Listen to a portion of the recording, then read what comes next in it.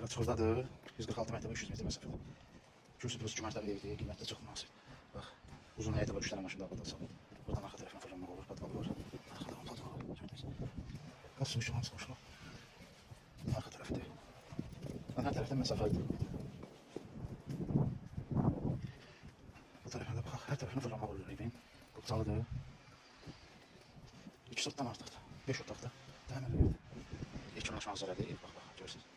Keçək evin içini göstərdim sizə. Bax, görəndə belə bir koridordur. Sağ tərəfdə baxmasıdır, gördünüz. Bax, öz həyətinə baxır. Buradan görürsən. Zaldır. Geniş zaldır. Aşağıda zal qoxunan. Bir dənə də yataq otağı var burada. Bütün pəncərələr öz həyətinə bax. Bax, öz həyətinə. İkinci mərtəbəyə baxacaq. Aşağıda da sanuzel var. Yukarıda da sanuzel var. Aksesuarda damızı uğraşdırılır. Görürsünüz hazırda. İkinci mərtəbədə çəkəcəm baxın. Yukarı mərtəbədə yataq otaqları, zal kimi işləyir. Burada böyük. Bu da pəncərəsi. Balkona var buradan, öz həyətinə baxır. Bir otaq buradadır. Görürsünüz bax. Bir otaqdan buradadır, yataq otaqları. Hamısı yekun maşallah.